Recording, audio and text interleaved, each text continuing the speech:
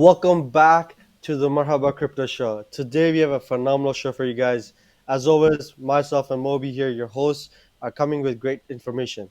So to start the show off today, we're going to be, as always, talking about the market update. We're going to talk about the crypto bill, U.S. crypto bill, and the impact it has on all of us. From there, we're going to talk about, the best halal crypto wealth strategy. Now, this isn't necessarily a halal or not or non-halal strategy, but this is a strategy that I think everybody should know about and see if it works for your portfolio.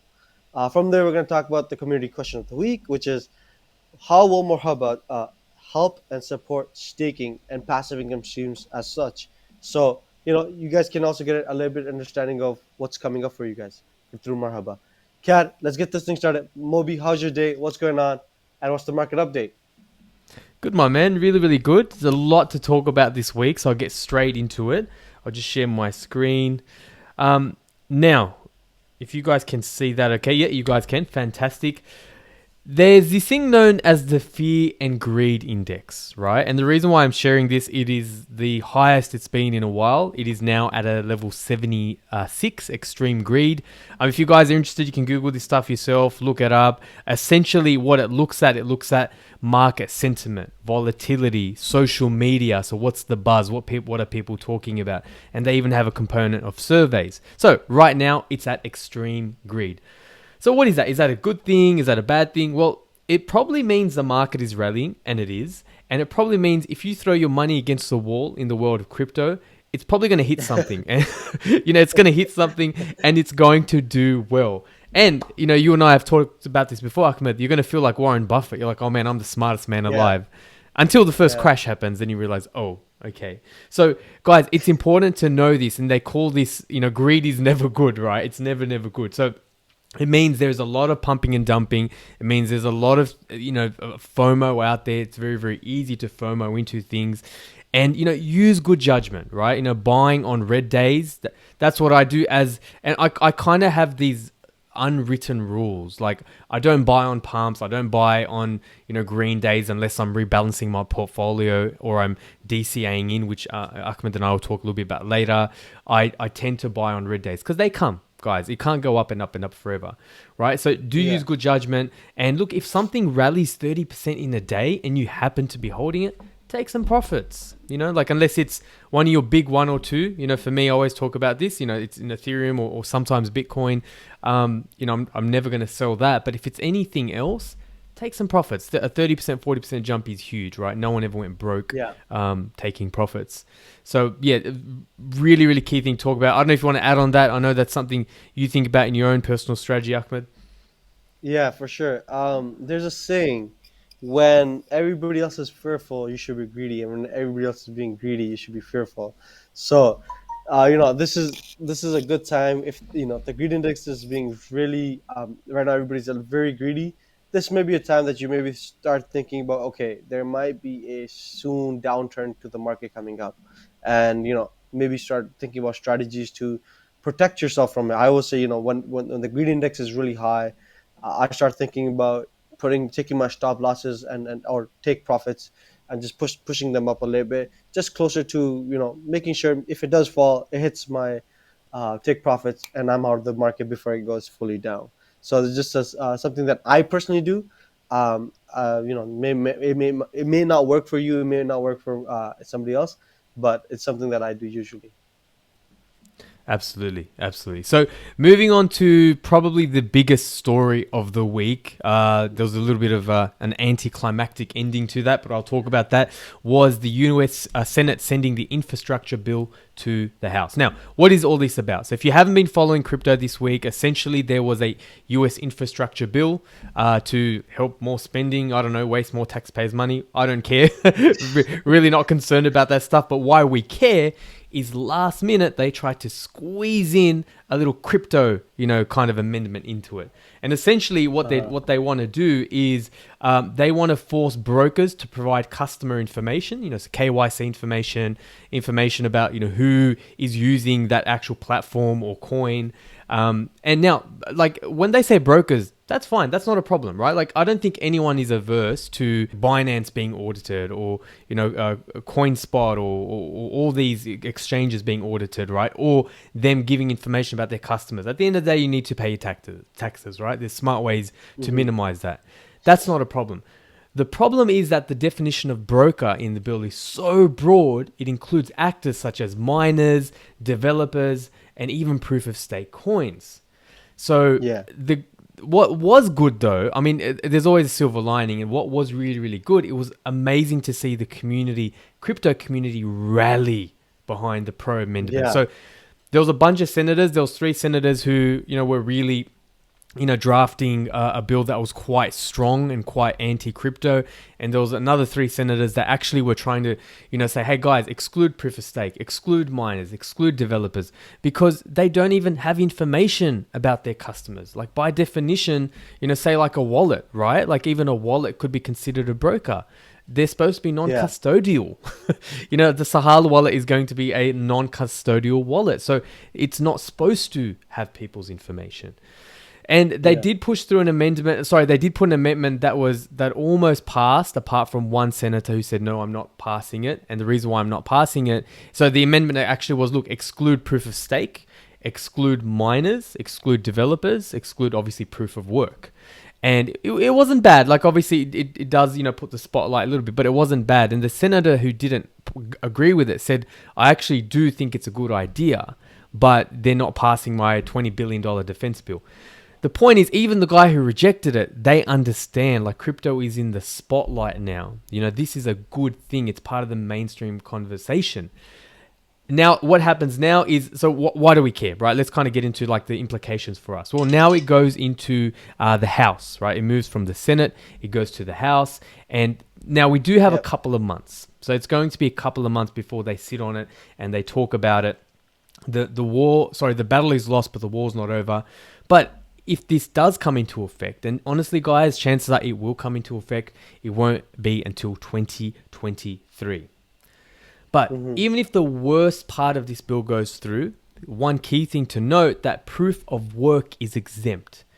So don't sleep on Bitcoin, right? Like, if the worst comes to worst, then sure, the industry is going to be hit. It is going to take some negativity. The prices are going to come down, but Bitcoin, no matter good or bad, is actually going to do pretty well in this. And I do hope that proof of stake, so like the Ethereums and some of the others, and obviously miners and anything like that will be exempt. But it's just something to be mindful of in terms of the community. Now, I think last week, it might have been, I think it was last week, we were speaking about, Cardano, Ahmed, and we're talking about the fact that, look, Cardano does have to be careful. It always has these promises.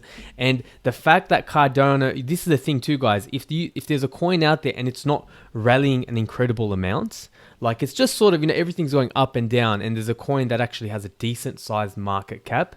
It's not like a coin 300, 400. It's a decent sized market cap, decent sized community, and it's just kind of not doing anything. It's not a bad thing. It's not as volatile. And like Ahmed, you and I were saying, the market is just waiting for something, right? Now, that something did happen. So if you guys had been following the market at all, not proof of stake, or proof of work, the smart contracts is finally coming to Cardano. Now, when that actually was announced, I mean, how much did we rally? I think we rallied about, in the last, since the 10th, 45%, right? Since the 10th, 45% we've rallied. And now we actually have a date on smart contracts as well. So in the last 24 hours, Charles Hoskinson said, yep, it's actually going to happen. Smart contracts is going to be on September the 12th in the Alonzo Purple upgrade. And they have a bunch, and this is legitimate, they have a bunch of developers, they have a bunch of platforms, protocols just waiting for this to happen. So Cardano is really, really crushing it. So well done to everyone holding this coin right now.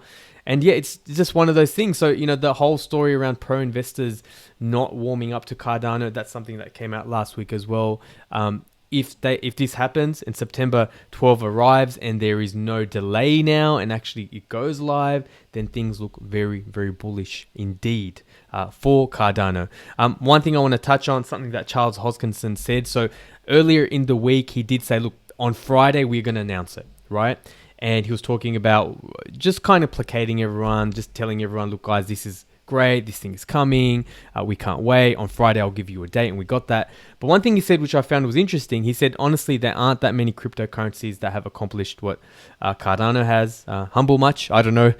But the point is, he talks about the fact that our foundations are much more rigorous than Bitcoin or Ethereum.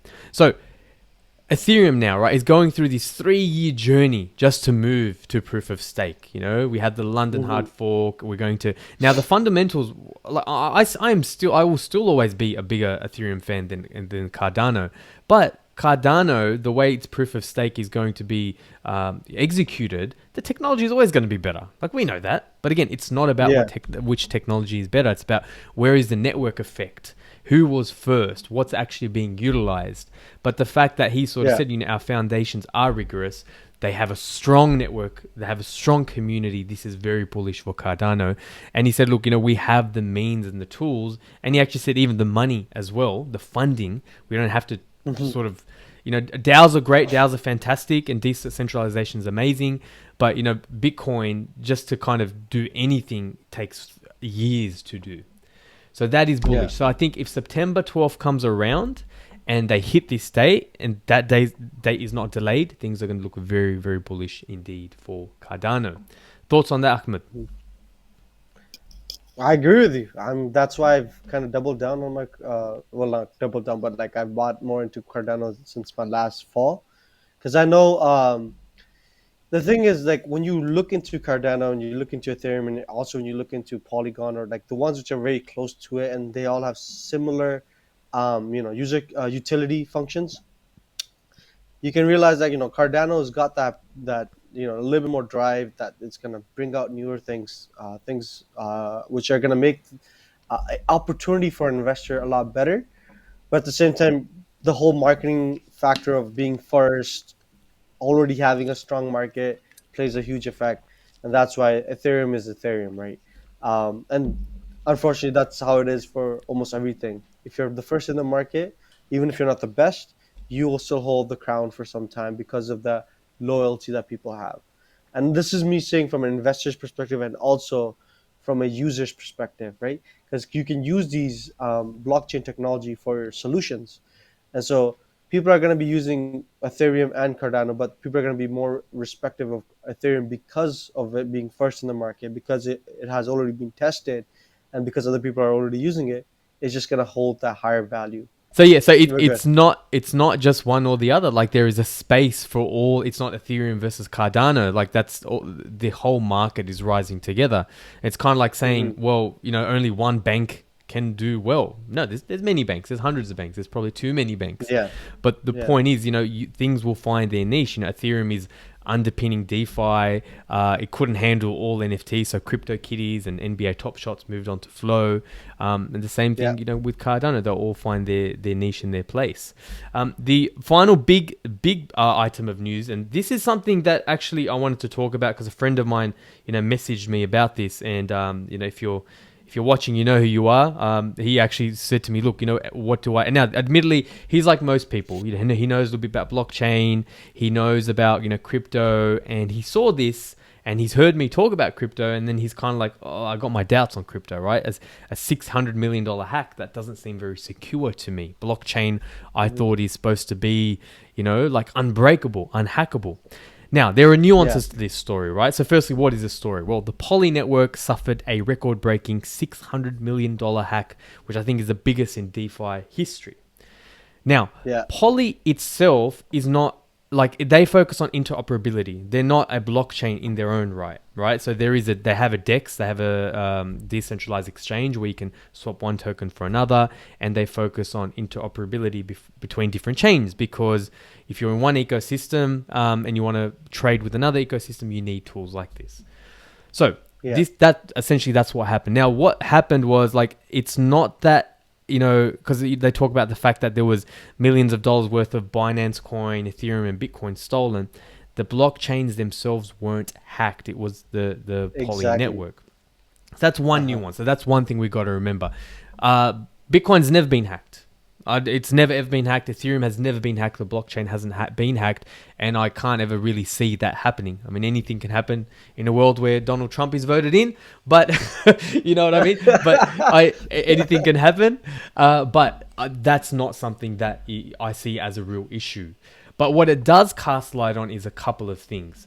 The fact that, look, Hmm. there is now going to be a huge microscope on anything interoperable, right? Anything that kind of is trying to connect one thing to another. Because if hackers can't attack the blockchain, they're going to look for the weakest link. So, what Hmm. does that mean? Does that mean that this particular space, interoperability, is supposed to be something that everyone's been talking about, the space needs, and the space does need that, but it might dampen, the increase or the well-being of some of these, how high they're going to rally. That's one thing. Hmm. The second thing is, and I know I'm kind of drawing a bow here. I know I'm kind of, drawing a bit of a bow between this and what I'm about to say, but you got to keep your funds safe, right? So if you had your funds, with Poly, or it's kind of like what I talk about. Don't keep your funds, your long-term holdings on an exchange.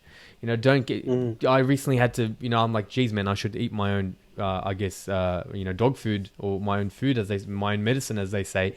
I moved a whole Yeah. bunch of Ethereum off Binance, right? Because when these Yeah. hacks occur, they occur at the weakest link. They occur on exchanges.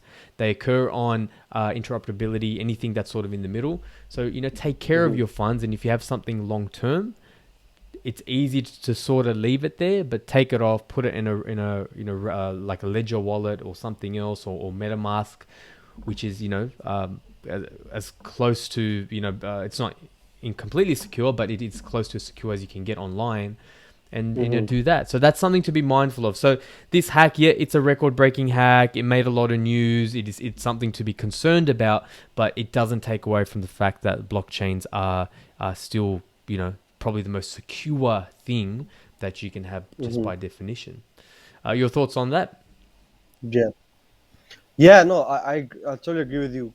And when you put up the market update as a point of discussion, I was like I started reading into it, and I was like, yeah, it's not that the actual ecosystem gets hacked. It's more like you made an account on a XYZ exchange, but the way you made that account, or the way that account has being managed by that exchange. Remember, the exchange and the wallet is a different technology. It's not that technology is just like an app, but that app is linked to the crypto, right? It's not that when somebody hacks the app and steals the money from the app, it's just stealing from another app. Apps are hackable, and so it's from that is how, when like these hackers get access to your crypto. So the whole thing is, make sure whenever you're making these accounts on these various exchanges, you know what you're doing. You are making a strong enough password. That's why there's a two-step verification. That's why there's the 12-word, 16-word, or a 24-word code, and all that stuff. You got to make sure you're putting your stuff securely. And then at the ending, I agree with you. I also say this on my own personal channel: get yourself a hard wallet, especially for the tokens that you do not ever want to lose. I've put most of my major tokens which I'm staking through that hard wallet. And so I agree with you, Moby, 100%. And people need to understand this. When somebody says hack, just don't look as like the book cover. Go through the book, read a little bit into it. You realize, okay, yeah, the ecosystem of that specific native token didn't get hacked.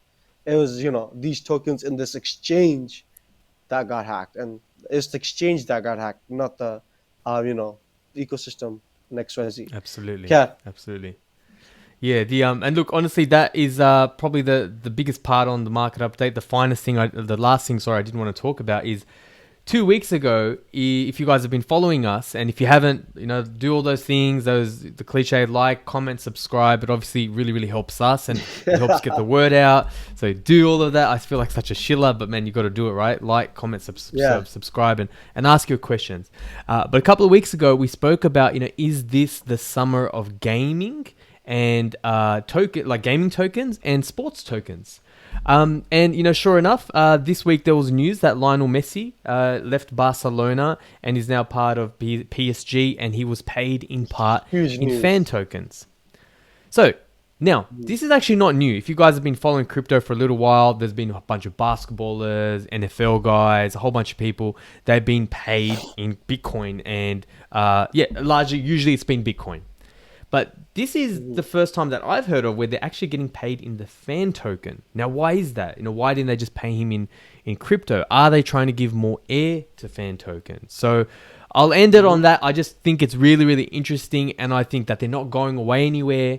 Again, you got to think about it. If you have a team, the team you love, your cricket team, football team, whatever, and you had a way to interact, it's something to think about. So the unfortunate thing for me was I did sell my PSG fan tokens in profit, but they obviously rallied really hard, and I sold them before Messi joined. So that was unfortunate for me. But hey, that's just the way of Only if you crypto. knew. Only if you Exactly. knew. Exactly. Just, yeah. If you made a profit, great. Move on. Yeah. But I guess, Ahmed, that's the Okay. market update, and I'll kick it to you for the next segment. Phenomenal, phenomenal. That's amazing. And I mean, that all that research requires that like button, that share button, that subscribe button for sure. So let's move on to the Marhaba update. Not a huge update this week, but exciting few updates. So one, last time we made our video, we were at I think 1.3K or somewhere around that. Right now we're almost touching 4K, or maybe we've surpassed that 4K point. People who are on our Telegram group. So if you're not there, you're really missing out. You should really go join our Telegram group. We're growing fast. The groups are growing fast, and inshallah, hopefully, we'll continue with that same growth factor and just keep going through. So if you're not there yet, join for sure. Second thing is, our CEO Nakib Mohammed has been notable, has been noticed by the Australian, news channels Cointelegraph as a notable person in crypto in Australia, which is huge when you think about, the branding perception of Marhaba in Australia and global also. So big news for that, and we all congratulated him. If you want, go on Telegram, and then you can kind of send him, hey, congratulations for that also on our group. So that kind of is like the quick Marhaba updates of the week. The usual stuff of the wallet and everything else. The technology is still being worked at. Trying to really crisp up that technology, working with those different issues that are showing up, fixing them up, and all that stuff is still at play. The insight of the week was something that Moby already hinted at, is DCA. How and why dollar cost averaging is one of the best methods of crypto investment, and I would personally say also for other investments. So some of you guys may not know what dollar cost averaging. So let's start off with that, right, Moby? So what is dollar cost averaging? Dollar cost averaging is a method that people use when it comes for long-term investing. So, for example, you find a crypto that you really like, but you don't know and you can't really do the analysis of it moving up and down. But you know that in a year or two, it's always going to go up. But you want to take benefit of its peaks and its troughs. At the same time, you don't want to be the one taking advantage of the troughs, but you don't know how to calculate everything, so you can't really take the advantage of the peaks. So the best way of finding the highest utility function of your investment method is dollar cost averaging. So what you do is you pick one day of the week, and I'm going to say Friday because everybody gets paid around Thursday or Friday, right? I don't know. Some countries is once a week, or some countries are sorry once a month. Some countries are twice a month. Some countries are four times a month. I'm going to say from the Canadian perspective, which is you get two times paid. You get paid every 2 weeks, and so I'm going to say you can do your dollar cost averaging like that. You can say every 2 weeks, right after my payment, I'm going to put in $100, regardless of the price of this crypto. We'll say Ethereum. Regardless of the price of Ethereum, I'm going to put in $100 for the next 2 years. This is my dollar cost averaging plan for 2 years. And you'll continuously do that, and you'll see your value grow. This method is just known as, if you're not going to do analysis, if you don't want to spend hours and hours, this is going to keep you sane. It's going to not blow your head off. It's a way that people can continuously grow slowly, slowly, slowly, and not have to think a lot about it, but have the highest potential return from one specific method. Moby, what's your opinion on this? Yeah, it's interesting, right? Because there's always a trade-off, right? There's always a trade-off. Yeah. Like you said, it keeps you sane. Like because you need a plan. Because otherwise, you're just going to probably put in. You're going to FOMO at the top, and then you're going to miss, Yeah. the bottoms and whatnot. So dollar cost averaging is great for most people. Now, why do I say most people? Well, it's great if you're not watching the market every day. You have a full-time job, you're busy, but you believe in it. You know blockchain isn't going anywhere. You see what's happening in the world. Hmm. You see what's happening in Lebanon, where you have to take a backpack of money just to go Yeah. have a coffee because of what's happened with their corrupt government. You see what's happening. Like, we're not blind here, so you believe in it. So dollar cost averaging Hmm. is great for us who we understand. Like you say, Ahmed, it keeps you from going insane. You have a Yeah. plan. But there is a trade-off, right? Like there's a Vanguard study from 2012 that said, if you actually invested all your money at once, you would get you would have better profits than dollar cost averaging 66% of the time. Hmm. Now, one thing Okay. I'll say about that. Firstly, that was in 2012 by a very traditional company in a very traditional market, in stock markets that go up 2%, 3%, right? So it wasn't done for So crypto. slightly biased. It's slightly biased. And look, to be fair, Yeah. they're not applying, like Vanguard themselves isn't at fault here. It's people who've said, oh, it Yeah. doesn't work because there's studies that say it doesn't work. But when you're doing that, you're not comparing apples and apples, right? But the Yeah. thing is, like, there's going to be a trade-off. So if you're putting your money in every Sunday or every Friday, you're getting rid of that volatility, the highs and the lows, and you're moving with the crypto market. So Hmm. look, I agree entirely, and I think it's one of those things that suits most of us. So at least you're Yeah. putting that money away. You're not. And I've spoken to a lot of friends. They're like, man, I don't even know what's happening with the market. I just turn off. This roller coaster is too much for me.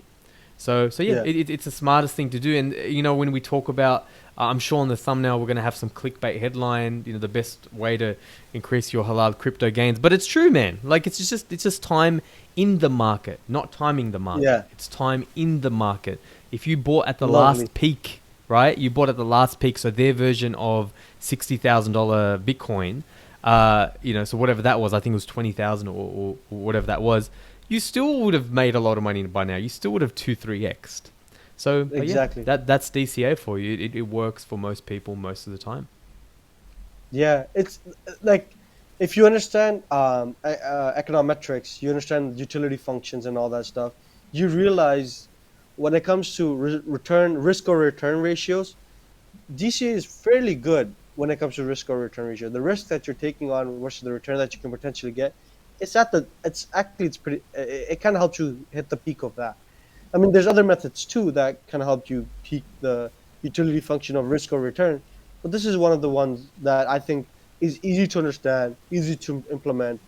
Again, keeps you sane, and especially if you don't know what you're doing with the charts analysis, fundamentals, technicals, making decisions. And this I'm gonna go on a little tangent if that's okay with you, Moby.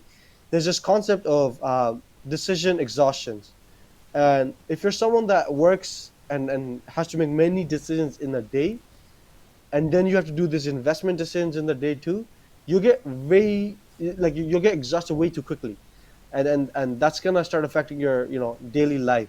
So the whole concept of kind of helping you reduce your daily decisions, this thing also helps with that, just with your mental health. Cat.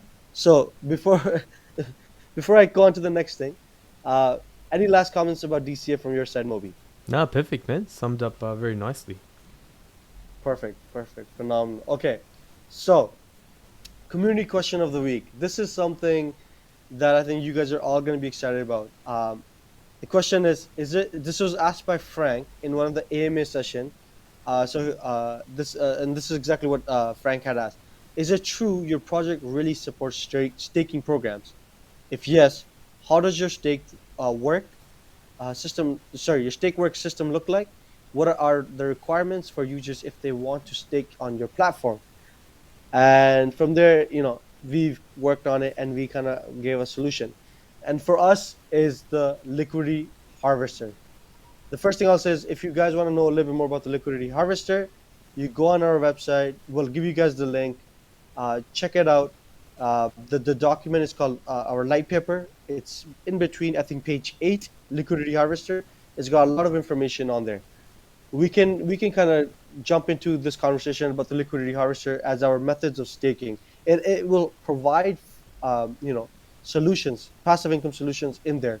So if you go to that website, sorry, if you go to our website, if you click on the light paper, you go to page 8 to the liquidity harvester section, you can read into it.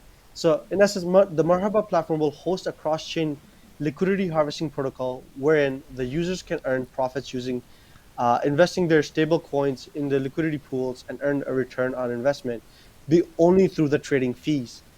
A lot of the other exchanges are giving returns, but they have trading fees, they have governing fees, and they have interest-based earnings also. The reason why we're focusing on the trading fees is because we got to keep it Sharia compliant. We got to keep it halal for all forms of income. So you can read more about it. There's also a diagram on the document. Look into the diagram. The diagram is going to take a little time to explain, but I think if you spend some time on it, you'll understand yourself. But right below that is how it works. Now, when you read a little bit more about how it works, you guys will understand, what type of return we're talking about, how is it coming, what are the methods of the liquidity harvester.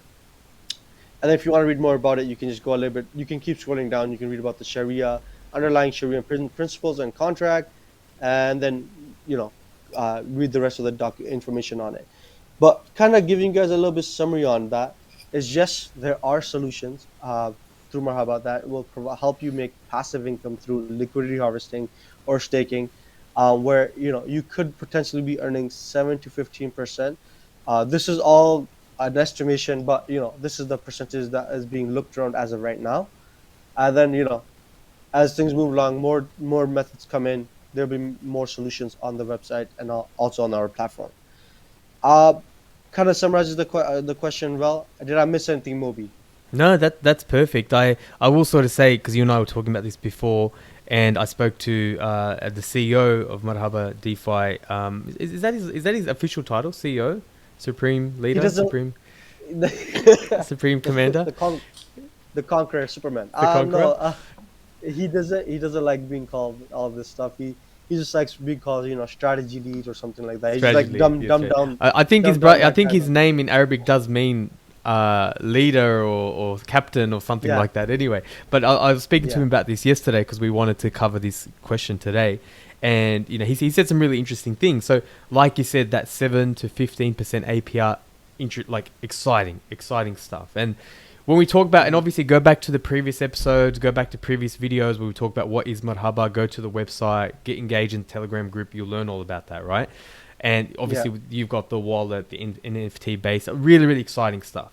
The liquidity harvester is one that it kind of people kind of, their eyes kind of glean over and they kind of go over quite quickly. But it is actually the thing that got me interested in Marhaba DeFi, right? Yeah. Because Yeah. like Same. when you like the kind of the penny drop, like, oh, that's really interesting, that's amazing, it's there's a big market out there, it's talking about being first, right? Marhaba DeFi is the first, but the liquidity Uh harvester was the clincher for me. Because when you think about huh. it, like this is very frustrating, for Muslims, right? We can't take interest. If we have bank accounts, we get our 1%, 2% interest, whatever it is. And most of the time, if we can remember, may God forgive us if we don't, but we take that money out, take the interest out, and give it to charity, which is cool, Yeah. right? But the point is, and Yeah. the other thing too, you can't give it to every type of charity. There's only certain executions of charity you can do, so it's actually not Yeah. as good as giving your own money, right?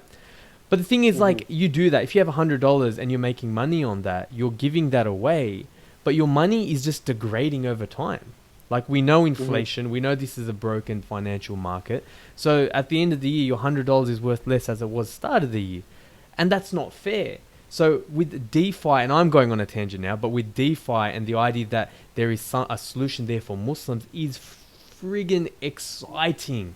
It's exciting because Yeah. it means, like, from the day of this current financial system we haven't been able to operate in it. But now we can Hmm. get APR. And last week you were talking, Ahmed, about staking, and the fact that sometimes interest is just used to explain a return. It's not always interest because that's Hmm. ubiquitous, right? Hmm. That's what we talk about.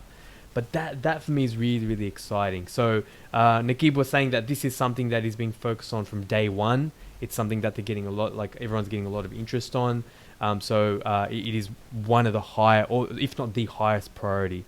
So thanks to brother Nakib for that information as well, and thank you to Frank for that question in the AMA as well. And before we wrap this up, just something I want to clarify again, as we do every show. Me and Moby are not financial advisors. We're not Mufti scholars. So we're not giving fatwas. We're giving our personal opinions, things that we, on a day to day, we're investing, we're trading, we're learning, and we're growing. And so here we are trying to show you guys Ahmed's the essentially trying to not get us in trouble. Right, we're trying, guys. Not financial advice, not Islamic advice, not exactly. whatever. We're learning with everyone. We're kind of going on that journey. We just have that advantage of being, exposed to Marhaba and what the ongoings are. But yeah, absolutely. And plus, because we spend more time and because we're in that industry now, we spend more time in understanding what's going on and what's really playing when it comes to crypto. Cat, as we've already said, we're not giving any fatwas, we're not giving any financial advice, but we will bring people who can. So stay excited. So that's why you gotta subscribe, you gotta share, you gotta follow us on other social medias. You gotta hit the bell notification icon for all the new videos that we upload.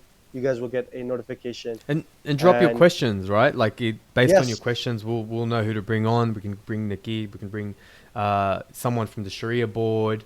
There's a lot of people we can actually bring to this, and we'll be guided by the community. So definitely ask your questions. for sure, for sure. Once again, everybody, thank you so much for coming to the show. I hope you guys enjoyed it. Um, Moby, thank you so much again. Guys, take care of yourself. As always, assalamu alaikum. Assalamu alaikum.